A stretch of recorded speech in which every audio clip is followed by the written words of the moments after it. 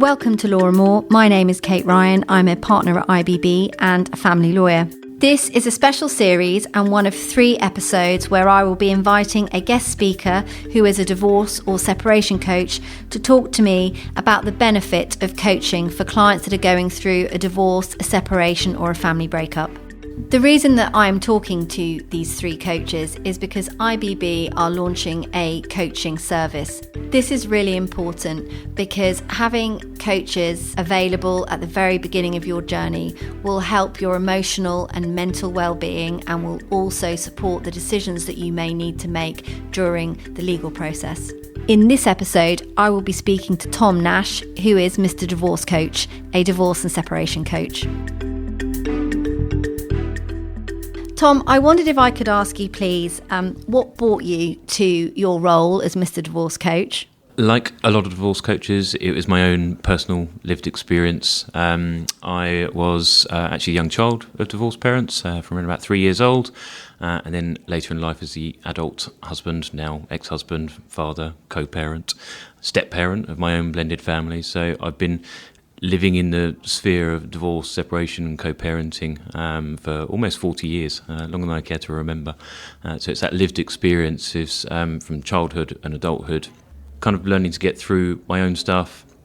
I retrained in coaching, as well as various things like neurolinguistic programming, conflict behaviour, timeline therapy and hypnotherapy. Now, originally, I was working in the corporate world, and I was actually going to go and do workplace wellbeing coaching. But it was actually my partner who then said to me, you could use these skills to help other people, particularly other guys.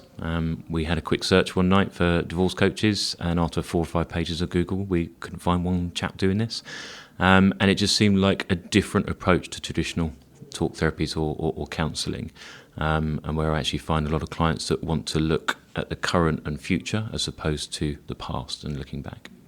So, Tom, as you've just alluded to all the different strands of your practice, can I ask you what the difference between divorce coaching and counselling or other therapy would be for a client, for example, that came to see me because they were going through a really traumatic divorce, they were feeling really lost, possibly had those co-parenting issues because there were small children involved. How is it best to describe what you do? For me, the way that I would describe and differentiate divorce coaching to traditional talk therapy or counselling, both fantastic resources. I actually had a counsellor who was going through my divorce. She really helped me. I've cross-referred many times. But what that was focused on for me was around past trauma. That typically looks at your whys, why we do things in the way that we do them, and unearthing some of the kind of childhood experiences and things like that. The other area that obviously counselling and therapy would focus on is more clinical depressions. And mental health related difficulties. Coaching is a lot more around looking at the here and now, the present as well as future focus. And we're not looking at the why questions, but we're actually looking at more at the opportunities, like what can you do now? What options do you have? How can you approach this differently? What are your choices? What resources do you need? What do you not know? How can you self-manage and better self-regulate? And for what I typically find for the clients that come to me is they're not looking to focus on the past. They're working that process through, but what they want to understand now is how can they move forward and be better, and how do they get through this in the least scathing way possible. Particularly when it comes to things like co-parenting, their communication, high emotion as opposed to high conflict, and learning to better self-manage, as I say, and also things like rebuilding their confidence and self-esteem when that's on rock bottom. So how would you approach a client that was in difficulty with the other parent, that, you know, inevitably they had a very hostile, conflictual relationship? They probably didn't feel like they could be in the same room together. One was very angry. How do you approach that work with your clients?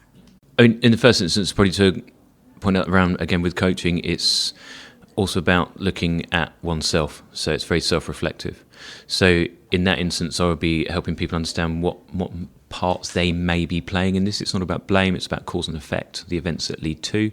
So actually, whilst they can't control or manage the other person, what they say, what they do, how they act, how they behave, or indeed what they don't do, see, or act or behave, what about what it is actually helping my client to actually look at their part, what role are they playing? what situations are maybe they contributing to that aren't having the most positive effect. If it comes down to things like their co-parenting, their communication as well, sometimes it's also around helping people build practical strategies, frameworks, ground rules really, helping people to structure how and when and where they're communicating, putting some ground rules in place around what they do and don't need to reply to, what's pertinent, what's dragging them back into situations, etc. But then also where they're centralising it and streamlining it. I had a client once who their former spouse was calling them at work, calling them on the mobile, calling at home, texting, WhatsApping, emailing at work, emailing their personal account. There's about 7 or 8 different paths for communication. So it's about centralising and streamlining all that and putting it all into one area that the client could then self-manage and lessen the impact and the anxieties that come with it. Tom, what you've just described to me, I see so often in situations with clients. And I think one of the big focuses in family law at the moment, particularly where there are disputes around children, is trying to prevent the client having to make an application to court and going through that really difficult formal process, which is not only hugely stressful, it's also very expensive. It sounds like somebody that's going through a situation where they are finding it very difficult to have a relationship with the other parent where they very much need to, that they would really benefit from speaking to somebody like you and getting in place some of those practical tools to try and help them navigate what must at some point seem like a completely impossible task of co-parenting their children in the future and going through the here and now. Obviously, I'm not a lawyer, but I know the stats. The backlogs in the family courts is over 100,000 plus cases. That's 12 months. I had a barrister friend of mine recently use the analogy around liking it to buying a car. You wouldn't want to spend the most amount of money on the most undesirable, most unreliable option. So yes, no, fundamentally, the actual it's the stuff that sits outside of that legal process, and it's not to diminish the work that you do, but it's actually about those real life lived practicalities that even if they were going through court and there wasn't a backlog and it wasn't as expensive and it didn't bring that huge emotional turmoil which has physical impacts as well to the client and their former spouse and their children, even if all of that wasn't in place, they still need to find new ways of working together. And the thing that I would say with people around co-parenting is it doesn't have to mean friends. I do get on with my ex-wife now, but that's been 5-6 years in the making, right? Actually, co-parenting is around finding a new form of respect and trust. Appreciation that actually there is another party here who has a unique set of skills for the development of your children. And actual fact, what I say to clients quite early on is actually, let's forget co-parenting for a minute, just park that idea for a few moments. You've got 3 kids, your 3 kids have 3 kids. How do you want to co-grandparent? Not just things like graduations or first birthdays, not even just the big ticket stuff, but everyday things. How do you want your adult children to have to manage your divorce with their partner and your grandchildren, and how they will interact, and that one of your grandchildren can't speak about nanny or granddad in front of so-and-so. And actually, because these are experiences that will come up if you go through an acrimonious, contentious path. Can I ask another question? Something that I often see as a family lawyer are clients that have gone through the awful shock of finding out that their husband, wife, has actually met somebody else and has just dropped into the conversation that evening that actually they no longer want to be in that relationship, or the inevitable, they've suspected and found out that the other person is having another relationship with somebody else and their world as they know it falls apart. That is not only hugely traumatic for them on many levels, it's also very difficult for them to navigate the legal process where we are asking them to make certain decisions, which in part allows them to move forward from a legal perspective. How might you work with somebody that's in that situation? As you just mentioned, that shock, frustration, immediate fears, as opposed to the person that's making the decision who's probably been leading up to that, had a bit more time to think about it. And I always kind of describe it as you're on 2 trade tracks. It's just the other party's a few stops further ahead. Right? So it's how do we help that other person potentially slow down if I'm working with couples, or how do we also help you get to those stops where you need to? Obviously, those fears that then start coming in, it's all those whys, what's going on, where am I going to live, etc. The other thing that you've got there is where people's, not just their confidence, but their self-esteem, what confidence is built on, is rock bottom. So again, it's helping people to learn to love themselves again, what they appreciate about themselves, where they have strengths, etc., and help to rebuild them. But a lot of people come to me, I have clients that come to me where their partner has had the affair, but I also equally have clients come to me where they have had the affair. And actually the clients that come to me where it's been the shock to them, what they actually want to do is they usually kind of ask me questions around why did he or she do that? What was their thinking pattern? What was their process that was going on? And I'm not talking about people that are trying to complete Tinder in their spare time here. As you mentioned, we're talking about people that have fallen in love with somebody else, that have having a relationship with somebody else, that are leaving for somebody else. And there's a systematic build up to that process. I've said this several times, but nobody wakes up on a Tuesday morning and goes, right, that one, I'm leaving for them, right? So there's been things that have been breaking down beforehand. A lot of people typically say, oh, communication was breaking down. Well, actually, it's a step before that. It's actually about connection, or a lack thereof. And actually, that's where it will stem back to. So then it's helping people to find a new form of connection, or other connections that maybe they haven't been treating themselves to elsewhere, social, etc. Because they need to start rebuilding themselves, the people around them, and help to work through that shock, and also start looking at those fears.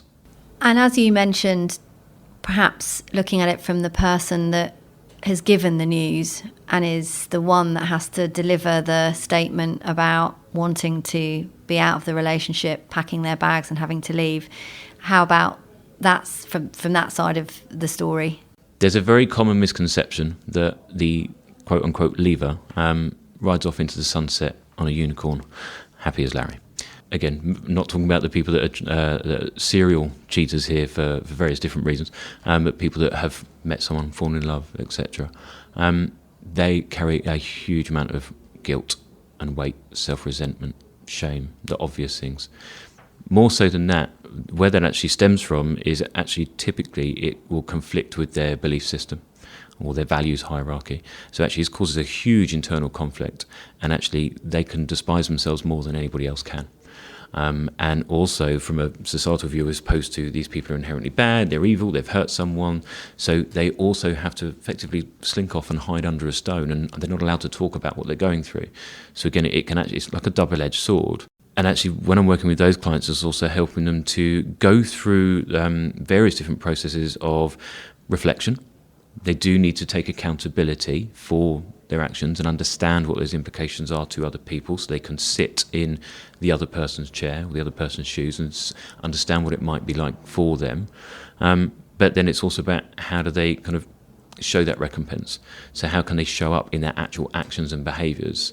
I've said this on various things before, but there was one line I actually said something to my ex-wife very, very early on, and I did have an affair. I did meet somebody else. I did leave my wife for someone else. I said to my ex-wife very early on, I want to be a better ex-husband than I was a husband at the end of our marriage. And it sounded very kind of cliche and a bit of a tagline. And I'll be honest with you, I think at the time she wanted to slap me in the face. But but several years down the line, it's actually something that she now appreciates and admires, actually, because she witnesses that day in, day out, and how I still show up, not just for our boys, but also for her. And actually that she's still an important person in my life. I still love and care for her, just not romantically. And even when meeting my partner, and I hear that, again, I'm only using my own experiences because these are statements I hear day in, day out from clients, is I never wanted to hurt him or her. Right? They are a good person. I want to be able to actually help fix these situations and be a better person. A lot of times people just don't know how. So a lot of times that leaver's guilt, as I call it, can really, really impact people, and they just don't know where to start making amends, how to show remorse, what they can actually do to process forward, and also ultimately help the person they've left. Because if that party can understand what was going on, where they've come from, about acknowledgement, it's not agreeing, but at least if you can see that perspective and we can open our minds to a different view for just a few moments, we can also help to process our own grief process as well. And I imagine when those in either of those situations, where there are children involved and the parties have to stay in a relationship of sorts to co-parent, then it must be so incredibly difficult, certainly in the early days, to get over all of the things and all of the emotions that you've just recognised there. Yeah. To be able to do that. Yeah, but then again, it's around, lots of cliche slayings come out because I feel like they are because I say them all the time. But actually, I always say, again, whether it's individuals or it's couples I'm working with, it's about how do you put the children in the centre, not the middle. How are they your focus? And actually, their experience of this is you're not going to get that feedback until later. There's a time and a place to go and take our own pain, our own hurt, and where to put that, and that's not for the children. Sometimes it's not even necessarily for the other support networks around us, our friends and family, because then what starts to happen is their past experiences, their belief systems start to come into it. We've all heard the horror stories at the school gates about so-and-so and their divorce, etc. Look for the positive stories of people, how they've got through that. I promise you, it wouldn't have been easy, but they've done the work. Go and learn from positive outcomes, positive experiences. What did they do differently? And how you can ultimately influence the situation in a more positive way. So, Tom, I understand in your own personal situation, you are now with somebody else. You have 2 boys with your ex-wife, and you also care and look after your children with your current partner. How does that work? How do you deal with that? I can imagine it can't have always been easy. No, I actually grew up in a blended family as well. So I grew up with my dad, my 2 sisters, and then later on when I met my stepmother, and 3 stepbrothers. And then I had one together as I had a half brother. So we had this real big blended family. I mean, that wasn't a term in 1986, to be fair. But yeah, so I have 2 biological children with my ex-wife, and then my 2 bonus children. I prefer that to the term step with my partner. And those 4 kids actually go between the 2 homes. So with our situation, a bit unique, but not that unique apparently, is actually my ex-wife's boyfriend is my girlfriend's ex-husband. So yes, the parents effectively swapped around. But no, we didn't all know each other beforehand. But that added an extra layer of complications, if you like, because all 4 adults had a highly emotive investment in this situation, and of course there was hurts and pains from all sides, etc. But actually it's starting to recognise about the parts that we all play and how we integrate with one another. I made sure that actually one of the big things to me that was really important for my bonus children was that I would show them, again through action and behaviour, not just words, how do I show up and show appreciation and respect to ultimately one of the most important people in their life, their dad. I wasn't there to replace, I was there to complement the situation. And actually there was real simple things of every time they would come back from school or he'd drop them off, I'd always make a bit of a beeline for my bonus kids to, again, not interrogate, but just show interest. Right? And be like, oh, how's daddy? Or like, daddy's got a new car, or whatever it might be, but something positively that shows that I'm interested in this person that is really interesting, that's one of their heroes type thing. As opposed to kind of making it this kind of good and bad type thing. I mean, being a step parent is infinitely harder than being a biological parent. The lines are blurred. We don't yet know parenting styles of our own or our partners, and having to muddle through that can be really, really difficult.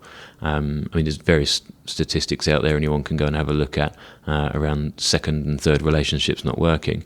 And I think a lot of that for people with younger children or from co-parenting and blended family ages is that people haven't had the harder conversations around parenting styles, reprimands and rewards, like equality around how we actually treat the children as well, if there's a disparity between them as well, and just how to integrate them, so actually to make them a family, to make traditions, and not for it to be your kid, my kid, and all these type of things. I work with a lot of people who have maybe got through the formalities of the process of a separation divorce, and now they're kind of reintegrating, they're now integrating 2 families, and it's trying to understand, okay, so what do we need to think about? How do we put these 2 families together? What are the pitfalls, of which there are many? And again, it's just helping people to break it all down when it can seem quite a mountain to climb, and just help make it a little bit more bite-sized. So finally, Tom, for any of our listeners who would like to get in touch with you, how would they do that? Yep, you can find me absolutely anywhere online simply by Googling Mr. Divorce Coach or Tom Nash, Mr. Divorce Coach. You can find me on LinkedIn, Instagram, etc., or anywhere online. Tom, thank you very much for coming on to the Law and More podcast. Thank you very much. It's been a pleasure. And if anyone would like to get in touch with me, please visit the website ibblaw.co.uk. Thank you very much.